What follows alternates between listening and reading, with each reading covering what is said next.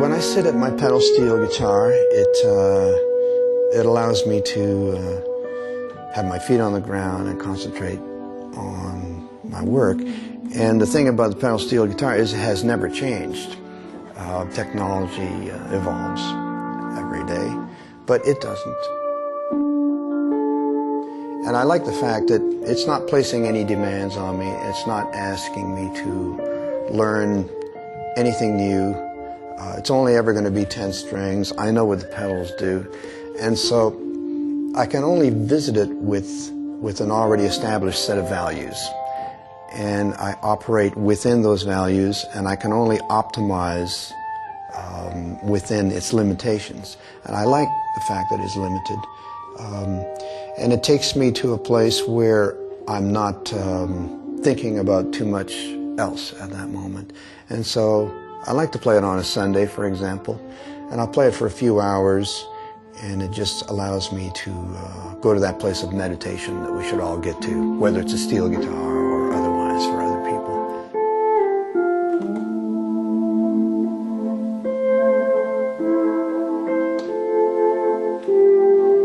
We're in the industrial part of Dublin, and I'm working on a new record with U2, and my old friend Brian Eno is a co-producer. And this is their studio building? Yeah, this is their studio building, yeah. So you have been here a couple of times to produce a lot of their albums? Yeah, this is a familiar sight to me, for sure, yeah. But is it the same process every time, or is when you meet the band or you're here, is it a different state of mind every time? Well, the part of the process is the same as it has ever been. You know, everybody's made of hopes and dreams, and, you know, wanting to find new ways of expression. So the innovative hats are on, and I don't know what to say about it other than we're just fighting for the best, you know. How long have you been working on this particular record? I've been working on this U2 record. We've been doing it in chapters, 2 or 3 weeks in France, let's say, and then take some time off and come back and meet in Morocco. And now we're finishing in Dublin.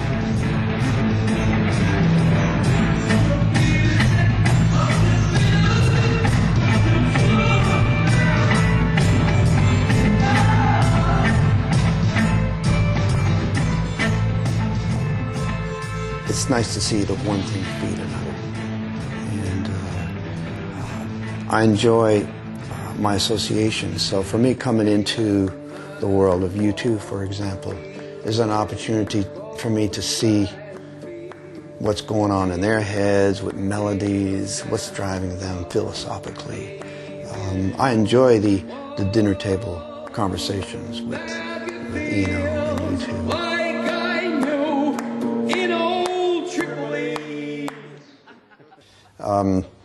So for me, coming into the world of my friends that I admire, it's an opportunity for me to feel what they're feeling about life as much as it is about music.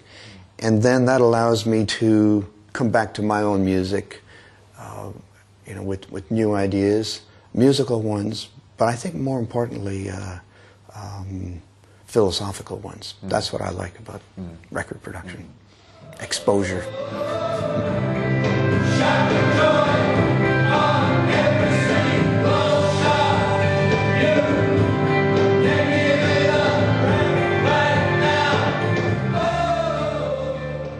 But you also often play on the records that you produce as a musician.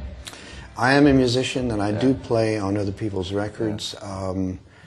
For example, when I'm working with U2, I will play a support role for the Edge, because sometimes it frees him up to play a top line if somebody else is playing a bottom one. Other times I'll play percussion. I am a multi-instrumentalist, and it's nice to have the feeling of an orchestra in the room, because there's something that happens when you are in the presence of people. You can overdub parts, you can anticipate stacking parts up, but when they are happening at the moment, there's kind of a micro-negotiation process that is at play. And it's not something you think about very much, but you certainly, as a physical being, you respond to it, because it'd be like if you're walking this way and I'm walking towards you, you know, we might shift a little bit to accommodate the fact that we're both trying to get somewhere, but we didn't have an understanding about it. It was just a split-second decision, and music is like that. So the ebb and flow, or the call and response, or the paying of respect, or lowering your volume while the singer sings, all of those little tonal shifts are available to us naturally in the presence of a band. And that's where I believe my playing comes in handy to the edge, for example.